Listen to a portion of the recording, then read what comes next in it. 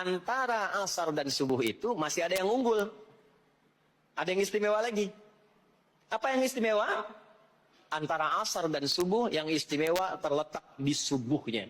Jadi dari 5 waktu ini, yang pertengahan asar dan subuh, karena amal di bawah, ditunjukkan untuk mendapatkan penilaian langsung dari Allah seketika, dan memberikan jawaban dari apa yang kita inginkan, asar dan subuh. Tapi dibandingkan asar dengan subuh, bila keduanya dibandingkan, dua-duanya mulia. Maka subuh punya kemuliaan yang tidak dimiliki oleh asar. Ya, makanya nanti asar bisa bertemu dengan zuhur, masih ada jama, masih ada qasar. Maghrib ketemu isya, masih ada jama, ada qasar. Ya, tapi subuh nggak bisa di jama, nggak bisa di qasar. Ya. Makanya subuh letaknya jauh, ke isya jauh, ke zuhur jauh. Ya, saya mau jamaah. Ya, jama antara isya dengan subuh biar nanti bangunnya sekalian gitu. Nggak bisa. Ya. Maghrib masih bisa dijama dengan isya. Isya dikosor. Dari 4 jadi 2. Maghrib nggak bisa dikosor. Karena 3 nggak mungkin jadi 1,5. Ya. Zuhur udah 2. Masa mau dikurangin lagi? Subuh udah 2. Nggak mungkin dikurangi lagi. Maka dari itu subuh menyendiri sendiri. Nah, ada apa kemuliaan di subuh itu? Maka turunlah Quran surah ke-17 ayat 78 yang tadi saya bacakan di awal.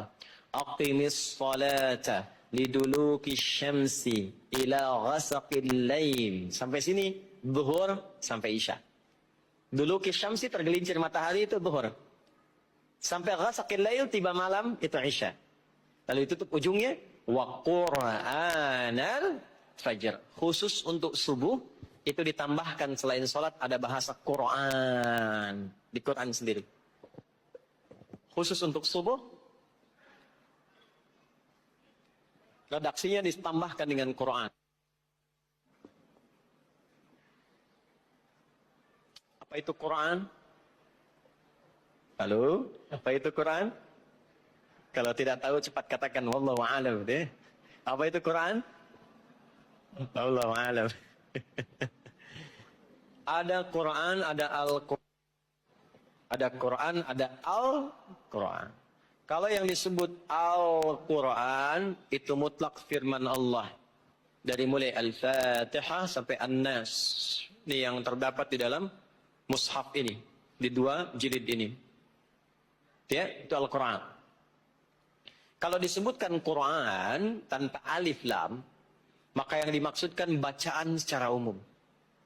Apakah itu Al-Quran, doa, istighfar, semua bacaan itu Quran.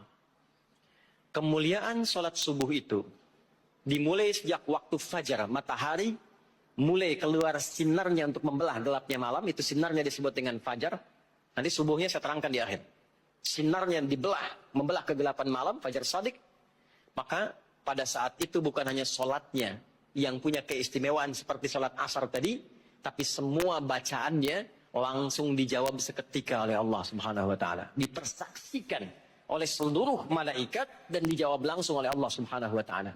Jadi kalau Anda berdoa, maaf, doanya lebih cepat terkabul kalau dipanjatkan dengan cara yang benar dan khusyuk. Kalau Anda istighfar, langsung dijawab. Kalau kita baca Quran, pahala langsung dituliskan berlipat. Itulah kemuliaan waktu fajar.